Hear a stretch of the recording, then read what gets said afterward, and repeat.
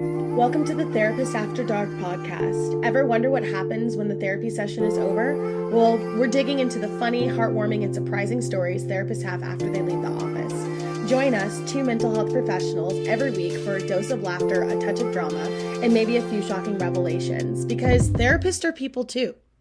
Have you ever looked at your pictures and you're like, this is like a whole different human being? I don't even look. Yeah. Like, this is me, like, and I really don't wear a lot of makeup. But those days I'm like really tired and my hair is like a hot mess and I'm wearing like this big old hoodie that shows like no figure at all. Yeah. And you're just like, Gollum? Like, what is this? And then you look at one of your hot pictures and you're like, that's not that I'm catfishing myself. Like it doesn't even make any sense. Yeah. I think if my clients were to see me out, like all like done, they wouldn't even look at me because they wouldn't even think it was me. Oh, I have a story for you. So when I was like in this was like my last year of grad school and I was already seeing clients, right? So I worked and lived in the same area, which is probably not the best idea. And it's this beautiful little beach town in Redondo Beach, Hermosa Beach. I know it's basically what I do right now. Yeah. Oh my gosh. Okay. God bless virtual reality, which is what I do now. It's so great. But I was like 24 and it was 4th of July. My girlfriends and I, we went out in tutus and bikini tops, and we're at this party, and I'm like, bah, bah, bah. And then I look over, and my client and I make eye contact, and she's also in a tutu, and we're like, ah. And I was like, I gotta go. Yeah. I gotta go. Yeah. To make matters worse, one of my besties at the time, I will not mention her name because she would be very mortified, but I kid you not, we never let her live this down. So she decided to go on a no carb diet right before 4th of July weekend, which is huge. Oh my, Atlanta. Yeah. And so we're out and she starts feeling a little out of it. And my client helped her get into the cab to go home. Because she fell outside and my client happened to be outside when she fell. And then I was just like, oh no. Did she know it was your friend? Like, did she? Yeah, because she saw me with my friend. Yeah. And I was like so embarrassed. But what I will say, so fast forward like a week or two, my client comes into the office and I'm like, I'm really sorry you had to see that. Like, that was really unprofessional, blah, blah, blah. She's like, no, Brittany, like made me feel closer to you. It made me like humanized you a bit. Yeah. And it was great. It was fine. And she's like, I just feel like so much more connected to you now. It's like, that's good. Because had that been someone else, it probably would not have happened that way. Yeah. So again, very grateful that I do my work online and that I can play at my leisure and not have to worry about walking into my clients. How do you deal with that? Has that happened for you? Oh, yeah. Yeah. I will say usually it's when I'm like walking my dog around. Like everyone knows me and my dog. Yeah. She's like Miss Newport. Like my dog is Mr. Newport, and I follow by association. Yeah, by association. Like all of like the relationships I made in Newport, like on my own, have been through Chewy. Oh really? Yeah. Thank goodness for dogs. Yeah. Anywho, so a lot of times they see me walking my dog. And I look just like I look a little homeless. So that's all right. I just look I don't look good. I don't wear makeup. I'm wearing like dirtier clothes because like my dog just gets my clothes dirty. So like I'm not wearing like nice, like you'll see my jacket with like mud on it. Like like if I'm walking my dog, it's an adventure. So I don't mind that so much. That's fine. But I have seen because I work with some teens and some adolescents. Not so much anymore, but I used to. When I was in a different practice. And the parents, like the families that live in Newport, I've seen their parents at bars. Oh wow. You've never mentioned that to me. Yeah. And what do you do? What do you do? You never said anything. Bob and weave. Yeah. And I pray to God they don't recognize me because again, look totally different. Remember, her hair's down. She's all that. She's like, no glasses, hair's down. Yeah. No one can tell you this. Yeah. That's funny. Yeah. Yeah, Oh my gosh. gets a little crazy. Yeah, it is. It's such a weird thing. Bop and weave. Yeah. Oh, yeah. Oh, Yeah. have you ever been broken up with Well, by a therapist? By a client. oh my goodness. Yeah, definitely. Yeah. Yeah. How did they break up with you? Usually just don't show up. Yeah. I don't think I've ever had a client that's like, by the way, I don't think this is working out. Yeah. You know, they literally just stop showing Yeah. up to appointments, and I'm Yeah. like, oh, And you could kind of tell, yeah, for sure. like if they start like canceling appointments, if they start coming late, or if they just start like talking at you and are like, what? Like this isn't therapy. Yeah. And yeah, you could kind of tell. So there has been a few times where like they haven't come back, and I'm like Surprised? what? I know, right? That Yeah. was like a ghost out of nowhere. Yeah, Like, yeah. I thought this was going well. Yeah, and then my narcissistic self, I was like, "What's something wrong with them? Something happened. Something's wrong with them. Like something happened. Not that like I don't know, like they drove off into the sunset and never came back. You know, Not where my head goes at all. I'm always like, I did something wrong. But you're like, something's wrong with them. Something happened for sure. There's no way that they would not come back to see me. that's me protecting myself. Yes, absolutely, absolutely. It's narcissistic tendencies. No, whatever. I do feel like it. Like when a client doesn't come back, like, and I know it's coming, like I'm like, oh, that makes sense. Like For sure, but yeah. like you said, like the ones that like aren't the slow fade, the Mhm. ones that just like happen out of nowhere, you're like, yeah. it really does feel like dating, right? Mhm. That's why I said like, who's broken up with you? Because Mhm. it's like, I thought things were going well. Like I Yeah. thought we were on the same page. Like Yeah. this isn't working for you. Have you ever tried to reel one back in? Oh, absolutely. Yeah. Absolutely. Especially when I worked for a private practice where I was contingent on like how many, like I got paid per client. Gotcha. Okay. So unfortunately, there was a little bit of that transaction piece Yeah. there where I was like, and I was young. So like, yeah. I just was worried that my boss was going to get upset with me if I lost a client. Wow. So it was like all of those little factors that worked in. Mm-hmm. And yeah, I was be like, okay, I'll change. You Yeah. know, I would start people pleasing my Wow. clients and stuff. Wow. Yeah, for Mhm. sure. To make it so that like, yeah, it was just, it wasn't, Yeah. it was not healthy. It was toxic whenever Mhm. those would happen, you know, Mhm. but it's so rare. Mm-hmm. What about now, like when you have someone and they're doing the work and it just scares like the shit out of them and they're like, I gotta go. Does that ever happen? Yes. And yes, especially with me. Actually, just like, you know, working on relationships, the biggest Yeah. relationship you need to work on is yourself. Yeah, And some yeah. people don't, it's scary. And like, I'm just like a little bit confronting. So, which is great, you know, like, Yeah. there's a place for it, but it also can be really difficult because like, Mhm. I feel like by the time people reach me, it's like, you Yeah. were ready, like you're changing, right? Like we're doing this. Mhm. Versus like in therapy, it's like, let's be open, let's be Right. open to readiness, like Right. we're figuring it out together. Like Right. it's a little bit more of a guided process, Mhm. typically guided by the client's Mhm. readiness and availability, right? Right. But when you come to me, it's like, all right, you said you wanted to do here, you wanted to get from Right. here to here, let's do it. Let's go. Yeah. And they're like, I'm not ready. Yeah, I'm not ready. Yeah. And so yeah, when that happens, I'm just like, it's cool. You know, I'm Right. So if they're not ready, let them go. yeah, absolutely. Because there's no way, because I'm not doing therapy anymore. Right. Right. You know, I'm not trying to convince people to be Mhm. ready. They're just not ready, they're just not ready. Yeah. So One of my like spiels, I would say spiel. You know, when someone comes and like, I've been to therapy before, it didn't work. I'll even say like, you know, some people think they want to get better. ooh, you say that? Yeah. I hope a little reverse psychology. Yeah, how do they receive it? I'm curious. Some yeah. people think they want to get Well, better, some and I'm people- gonna take a sip of my tea. Some people think they're ready to get better, and some people think they want to get better. Yeah. I mean, it's a very true statement. And once you kind of Peel it back. peel back and see what it takes, it's a lot. It's an everyday thing. Like, oh my gosh. and again, we're comfort machines. Like we are built to stay with comfort even Yeah. when it's shit. Yeah. And you might just not have the time. You might not have the capacity. You just might not want to. Yeah. And that's okay too. Like there's no Absolutely. shame in that.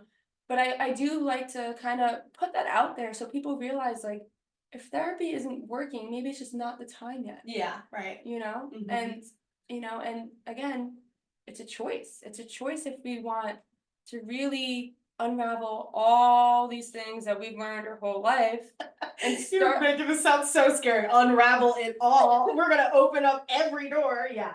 But that's the only way you make change. Yeah, absolutely. Yeah, well, you know, like I think also sometimes what happens is that so we peel back the curtain, we Mhm. identify all of the problems, all Yeah. the things that you want to shift. Mm-hmm. And it sucks because, you know, as therapists, Right. when somebody comes in, their identifying problem is not necessarily the Right. actual problem that you work on, right? Right. Because Mm-hmm. what they say that they're, you know, what they say they want to work on and what their Mhm. struggle is, Mm-hmm. we discover that it's actually a whole different issue, right? Right. So when you peel back the layer and you're like, oh my gosh, this is so much deeper than I thought. Mm-hmm. I think there's just a lack of awareness or knowing Mhm. of like, well, there's a root cause and it started somewhere. It's not Right. just, you're not just like yelling at your partner and hating, struggling in communication because you're with this person. I Yeah. bet it's been a consistent pattern for years. Mm-hmm. And are you really ready to deal with Mhm. whenever you didn't have your voice when you were a child and now you have to talk about your childhood and maybe Mhm. that was too painful and you just weren't ready to go there. Yeah. So yeah, like I totally, you know, I have so much compassion for that because Yeah. once you get on this ride, you fucking don't get off. Yeah. And sometimes I yeah. just want to detour so bad. Right. In my own self-work, you know, I'm just like, get me off of this train. I'm so Yeah. tired. I do not want to be self-aware anymore. I don't want to be self-aware anymore. Yeah. I don't want to know anything. Mm-hmm. And because it really not only does it shift you, it shifts your position in the world. So then the people around you start to shift too. They have to. Yeah. So they have to And if shift they with don't, you or they then- have to follow right. right. And that it's scary. Yeah. Sorry guys, I Yeah. took us a really deep, scary place. Deep turn. But I feel like it's also important to note that just because you start working on something, Mm-hmm. you can finish that whole thing out and still have other things to work on. Right. You don't have to open it all at the same time. Right. You know, and I think that Yeah. sometimes Not gonna when, flood you. yeah, when people get Yeah. nervous, they think we're gonna have to touch on everything at once. And Right. it's like, I need more time. Right. Yeah, the therapist, Yeah, right? this Like is not gonna happen in one session, honey. Yeah. I'm sorry. although on the flip side of that coin, sometimes I find myself like, okay, let's go. Oh, absolutely. Okay, you got this. Right, next go. I'm like, wait, and I'll call myself out, like, oh, Oh, I'm going absolutely. too fast. Absolutely. In fact, I try to remind my clients beforehand. I'm like, so if I ever move a little too fast Yeah. for you, because Mhm. that's just kind of my nature, Mhm. and maybe we'll at some point get into human design and how that affects us. It's just the love of my life. Yeah. But Well, I'm an 8, so I want change, right? Whatever. Yeah. Someone taught me that. I don't know anything about Enneagrams. Everybody Oh, wants that's me to know. see, I don't even know what I'm talking about. I'm Well, an 8. you told me 8 of 10. I'm an 8. I'm like, you are an 8. You're so cute. You're an 8. You're an infinity. You're amazing. Yeah, no, human design. I think you told me you were a manifest. A manifesting generator. Yeah. But what happens? You're a manifesting generator. I'm a manifester. Mhm. We move really fast, Okay. so it's kind of a part of our nature to be like, hey, okay, you got it. Cool, run with that. Mhm. Awesome. Let's teach you this next thing. Right. Run with that. Get it. Mhm. You've got it. Boom, bam, bam. And then we realize we're like, no, they're not really ready for Yeah, that. yeah. So I always tell my clients, I'm like, hey, Yeah. I move really fast. If there's any point where you're like, I really need to process. And the thing is that this is why, for me, trust is so essential. Yeah.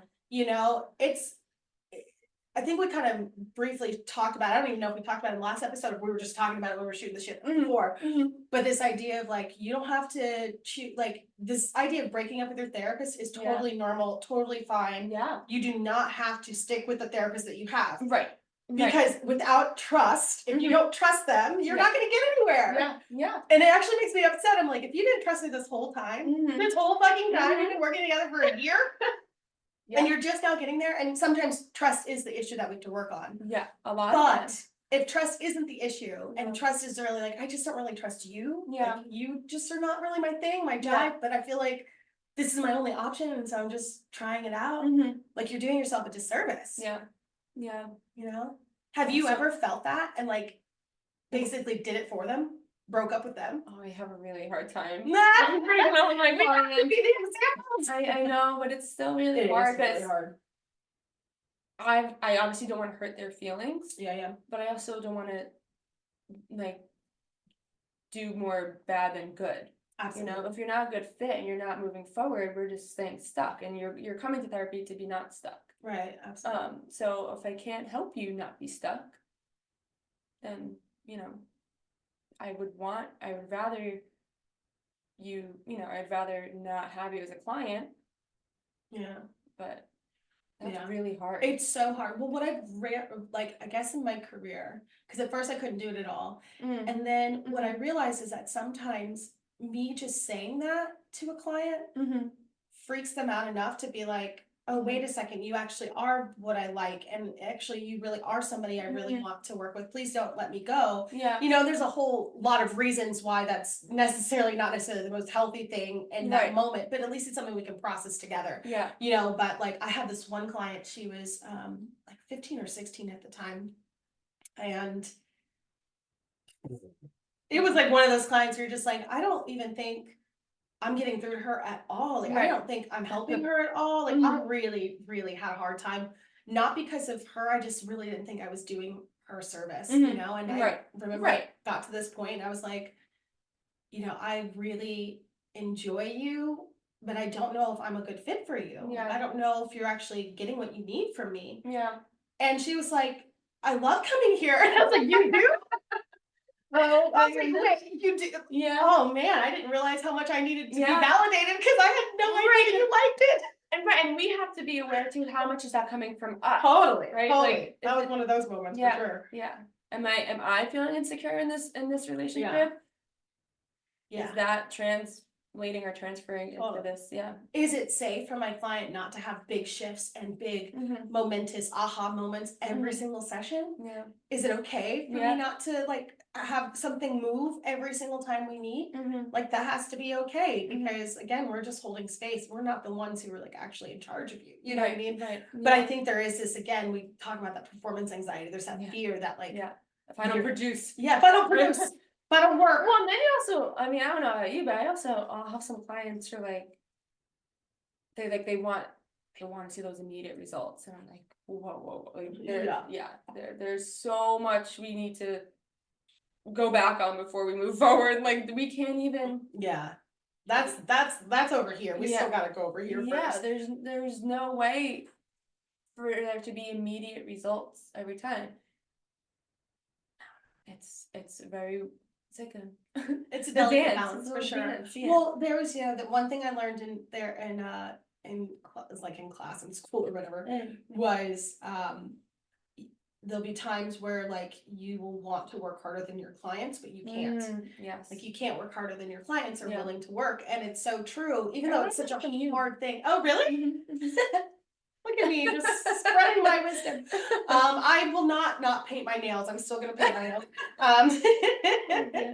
That was from a previous episode. Anyway, go back and watch that one too. But yeah, no, it's so interesting, and I think it was such an aha moment for me because I'm such a people pleaser, or at least reformed, whatever.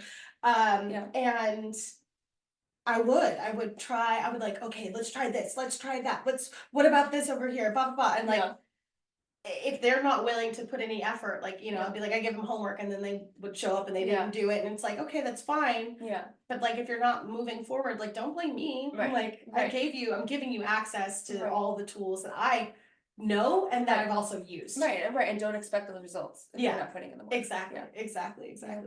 Yeah, it's interesting. This whole career path, because like you said that your clients are like, how do you do this, right? Yeah. I have a lot of clients who are my age. So they see me and they know I'm around their age, and they I think they try to put themselves in my shoes. And I get asked that all the time. Yeah. How do you do this? Like, how do you stay sane? One person asked, like, how do you not kill yourself? Damn. Yeah, I was like, to death. Oh wow. You're like easily? Yeah. But I always use humor in a set, but I'll say, well, my trauma has helped me compartmentalize things very easily. Yeah. But I also, something I learned in school, like that was a skill I kind of taught in school. Like you can't bring anything home. You have to be able to just compartmentalize, right? You Yeah. have to be able to have space or just be in that moment with your client, but also be in the moment with yourself when you're out of that office or out of that session, because if you can't do that, then you can't be a therapist. I tell my clients all the time, I am not a bleeding heart.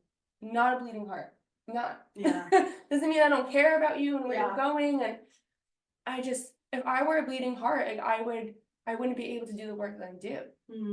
You know, if I was constantly just worrying about my clients. Yeah, that would be so that would be so hard. Yeah. It'd be so hard. Yeah, for sure, for sure. Especially working with like certain populations. Like, Right. you know, when you work in like maybe a really suicidal population, Right. like there's so much stress that comes from like waiting to get a call or not get a call, you know, or hoping that like, your client will call you so you can talk them off the, you know, like Right. I have to even be there next week. yeah, that is so terrifying. I don't think people realize that level of trauma that we also endure. Yeah.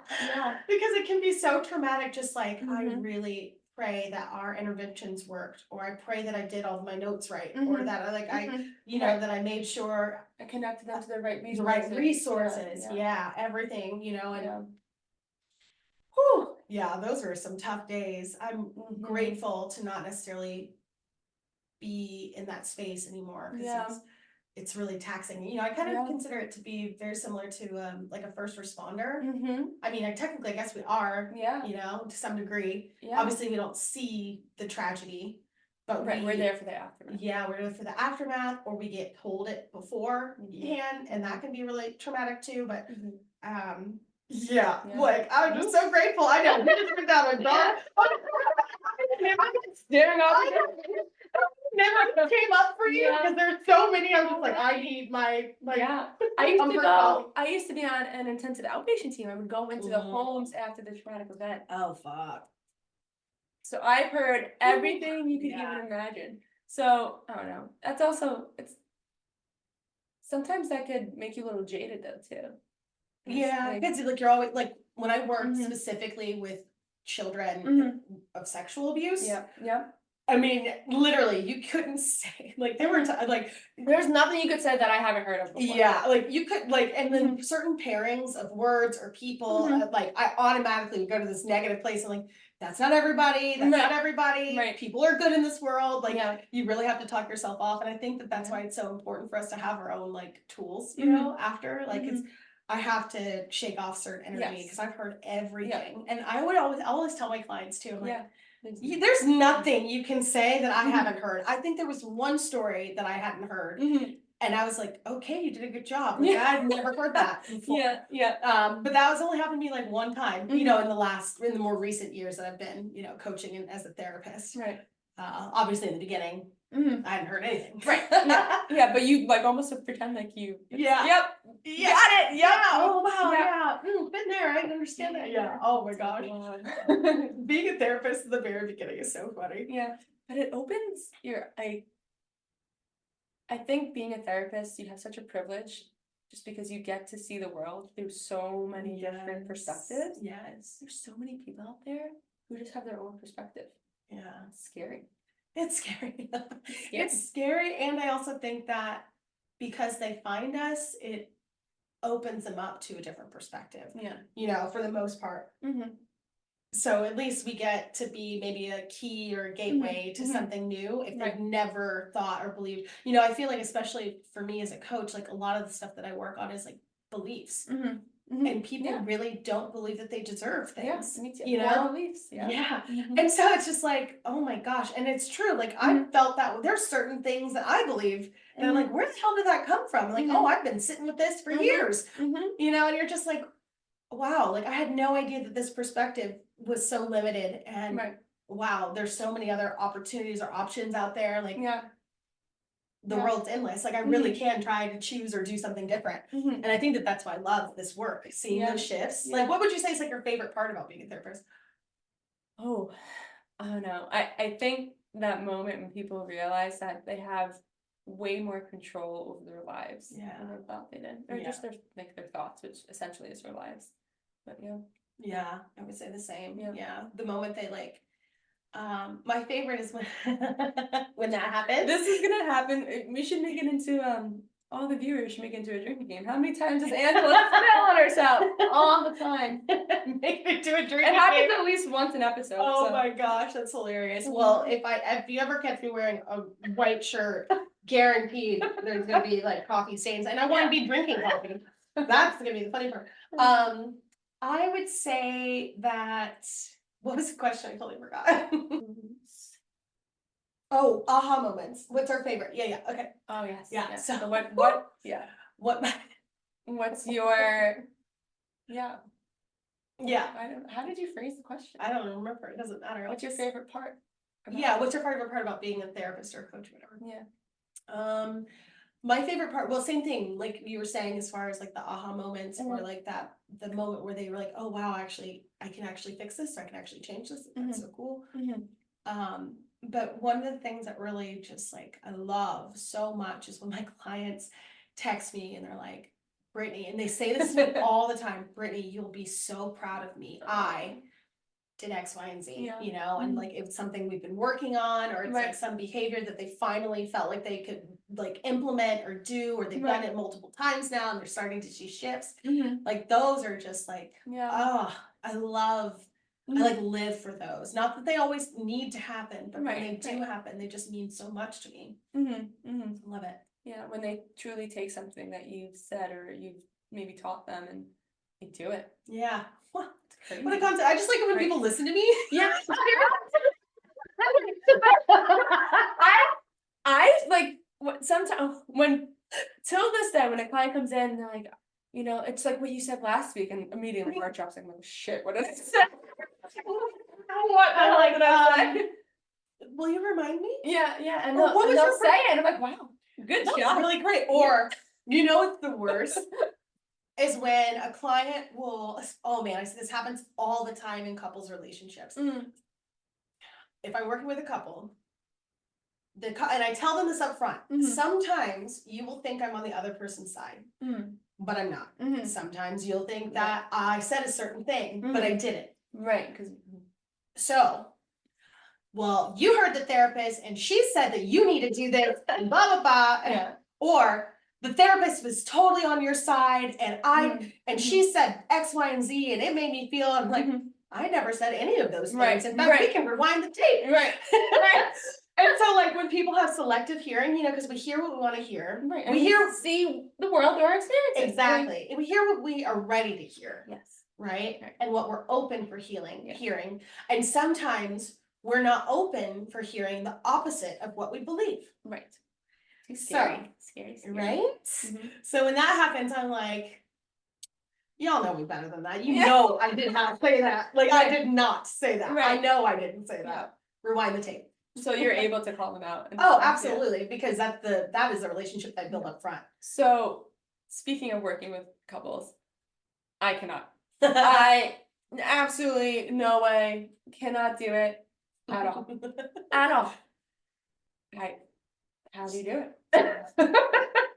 I don't know. I think because I like the drama of it all. Like, you know, remember I watch reality TV. So it's true. That's true. You know, I think because I grew up in such a chaotic sort of family system.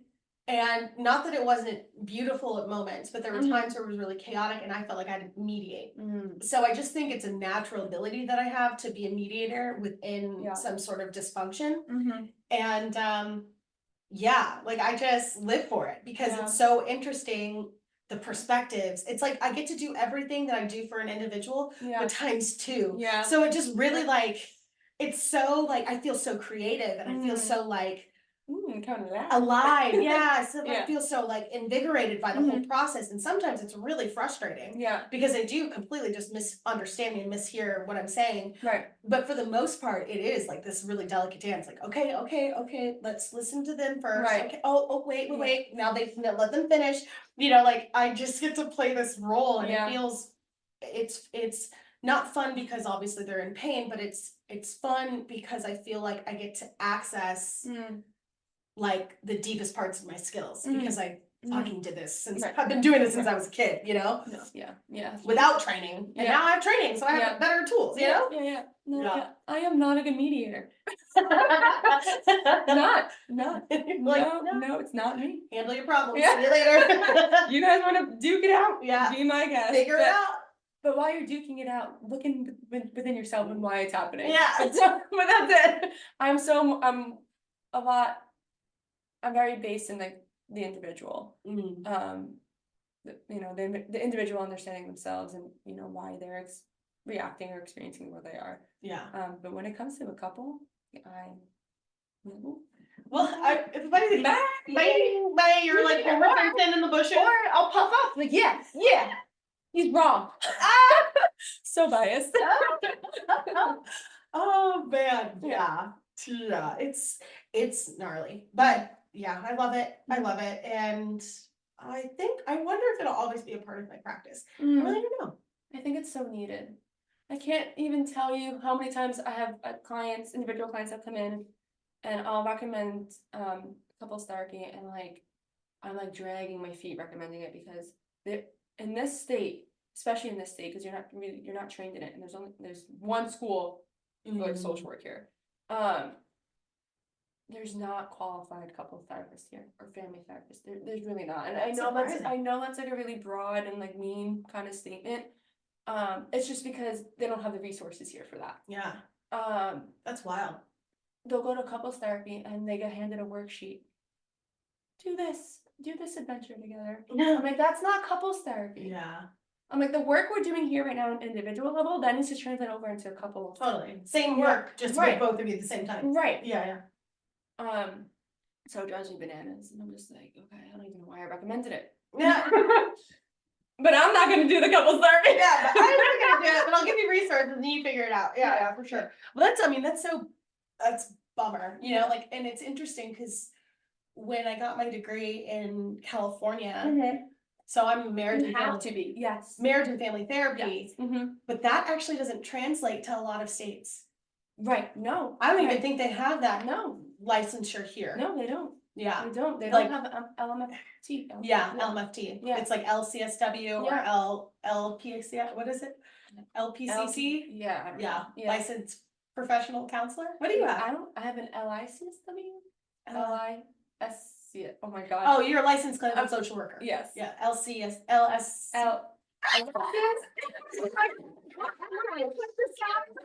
I am an LICSW, a licensed independent clinical social worker. There we go.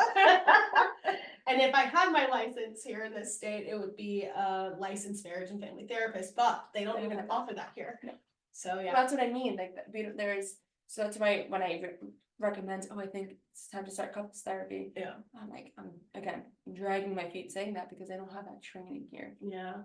Oh, it's so bizarre. It's just like a class in grad school. Oh my gosh, no. Yeah. That's such a bummer. Oh, I loved my training. It was so great. Mm-hmm. What was your favorite part of school? I don't know. I love school. I know. And this is also very competitive, so I like to speak with Me too. I know, and I also love learning. I do. I really, really love learning. My favorite part of school. Like favorite class, favorite theory, maybe? I don't know. Well, so I'm so rooted in cognitive behavioral therapy. And I think I kind of use that as more of a buzzword too, because it's one of the more known. Yeah, people know it. Because when I say I do cognitive behavioral therapy, I really put so much more into that. It's not just straight cognitive behavioral therapy. But I do like tangible skills and results. And I think that's what cognitive behavioral therapy can kind of give you at its base. Yeah. But then when you start adding in all these other more layers, it could become something so dynamic. And they all overlap, all these different theories. Well, that's one thing I love about your work is the way that you use CBT or cognitive behavioral therapy through art in art form is so cool. Yeah. So cool. Yeah. I love the way that you do that. Yeah, and sometimes I'll use it through that cognitive therapy lens, or sometimes I'll just use it as art. Either way, they're both so powerful. Yeah. Just people are very resistant to it. Yeah, people because they don't believe that they're artists, or that they are resistant to the cognitive or resistant to the art. Which one are they resistant to? More of the art. Yeah. Yeah. Yeah, because they think, oh, well, I don't know, Pam, like, you don't, You do even know better, Yeah. better, because like, Right. it just all comes out when you don't have the words, it just all comes out. It's Yeah. so cool. Yeah. It's one of my favorite parts, so, I don't know, but I went to school originally for art therapy. Right. My undergrad degree is art therapy, Right. so I absolutely love that. Mm-hmm. I don't know, what was your favorite part about school? I really loved well, as far as like theories go that I really aligned with Mhm. was more of the experiential theories. Mhm. So Virginia Satir was like always my favorite, and she's one who like, we talk about family systems and the way that families operate, but like she'll put you in postures to make you hold the posture to feel what it would be like to be the people pleaser or to feel like to be the one who's in control. Yeah, And like putting people in those positions yeah, like completely shifts the way that they actually experience it, especially Yeah. if they're from the other person's perspective. So say you're the one who's typically the controller, yeah, and you're forced to like people please like the person who says that they are and Mhm. how they feel like they represent themselves. So when I like do that and implement that or like some form of that, yeah, oh my gosh, I love it because it's so mind body connection, you Yeah. know. And I think that that's one thing I love about art, Mhm. and like utilizing that in the Mhm. process is like it's so mind body because it's like you're not really thinking. Yeah. Like you could try to like formulate a plan and like create an art piece, but regardless, it's not going to always translate how you think in your mind to the page, especially Yeah. if you don't have artistic ability. Right, So- right. And that actually reminds me of an art therapy technique that I learned in school, but it's you draw your kitchen table with your family. Oh, yeah. Yep. Yeah. Did you ever do what was it?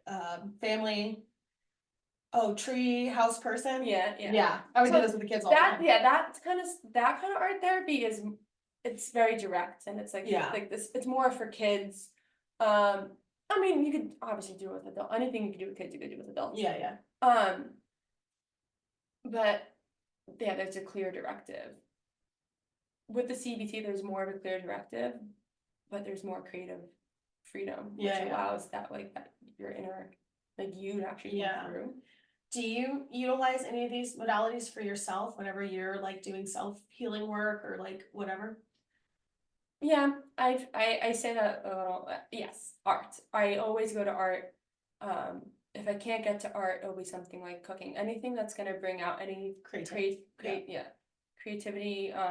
Something where I could just be in the moment, and just need to feel good. Really. Yeah, absolutely. But a lot of my art pieces, I can remember the exact time I was going through, and like, Oh, it's wow. really cool. That's powerful. Yeah. Yeah, I definitely think that creativity is the way that I'm able to move some of the energy from, either a session or just something, any place where I feel stuck in my own life or whatever. But creative outlets are so huge for me. It's like DIY projects. Like I love renovating. You're always I know. You're like, I think our mutual friend, she came in and she was like, "Are you painting?" And I was like, "Well, not this room, but I am painting another room." Yeah. So it's always painting or design or decorating or something like that is like so just has my soul because it gets me out of always being in my fucking mind. I'm so cerebral, and I think a lot of us as therapists we're always like, okay, so do you get the whole like, are you therapizing me?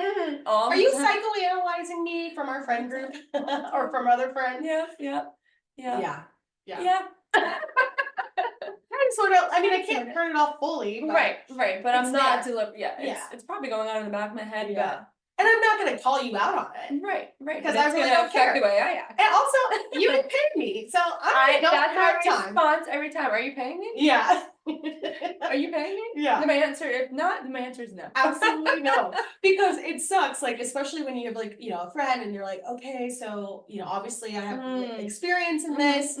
Let me help you out. And they're like, oh yeah, that sounds great. And then they go back to the exact same thing that they were doing. And I'm just like, ask your other friends. Like, don't be asking me, this is my job, this is my career. You are not paying me to not take my advice. Fuck that.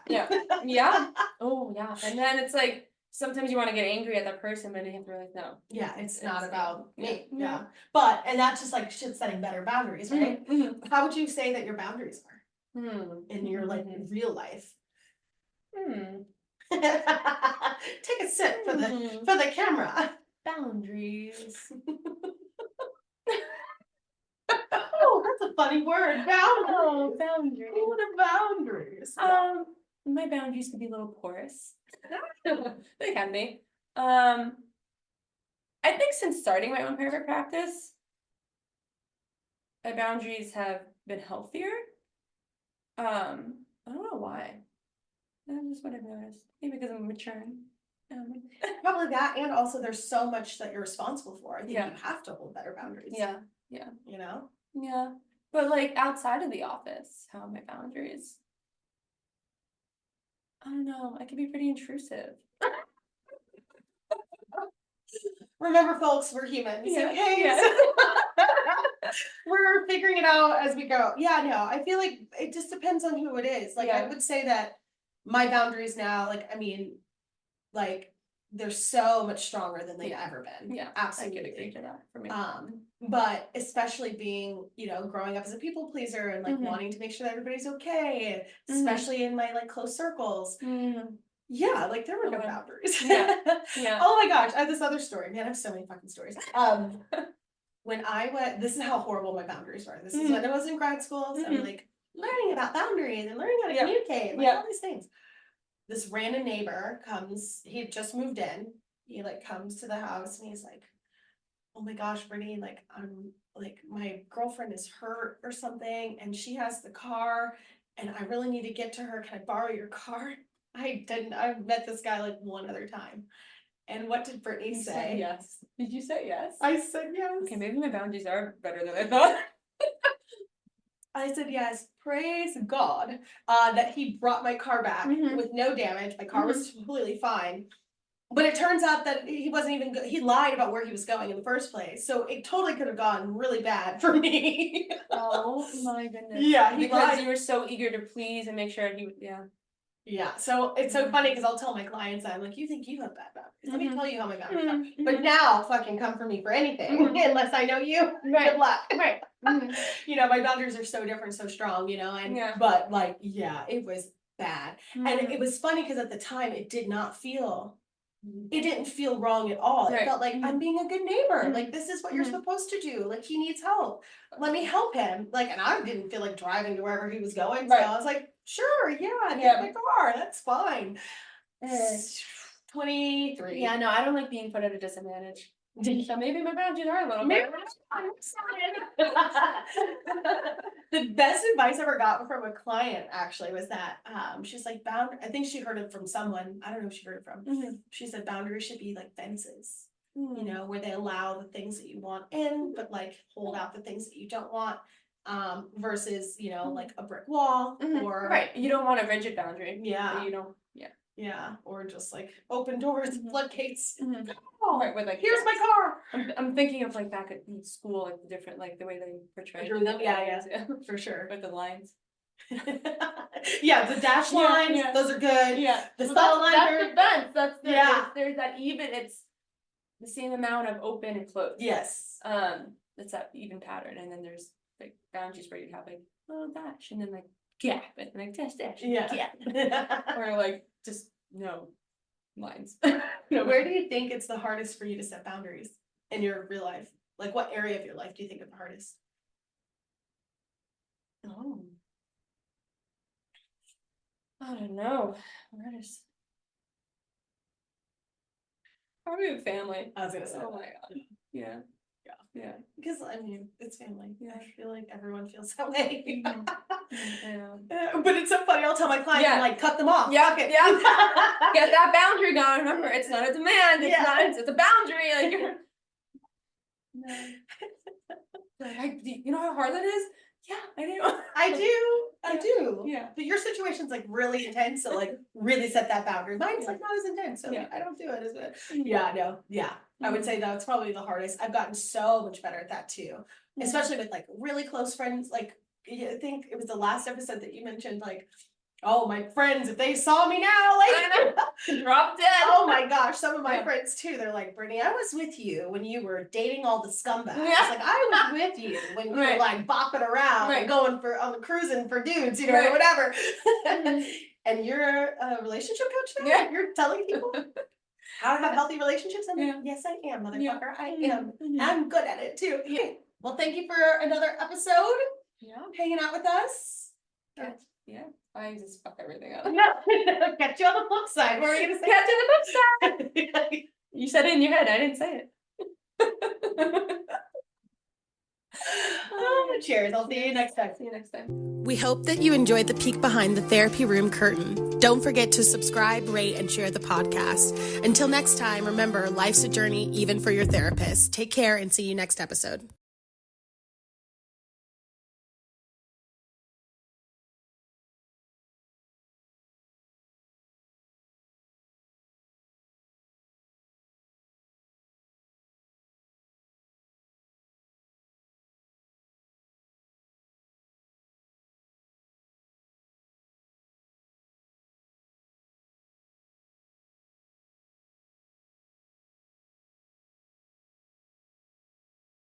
Recording an episode? All right. Let me know if I'm sitting like a banana. A banana? I always sit like a banana. Oh my God. And like these chairs are just not the most comfortable. So I'm just like, how do I put myself in a position where I feel from improper, but also laid back? Like, what is the deal? This is so awkward. Oh my God. Look at my hole. Oh no. Oh my goodness. Don't look at my hole. Don't look. Oh no. What? Oh, is it therapist after dark? This is naughty. This is What so do you naughty. understand? Don't you want to know? Oh my Don't God. you want to know? Oh, no. Yeah. Okay.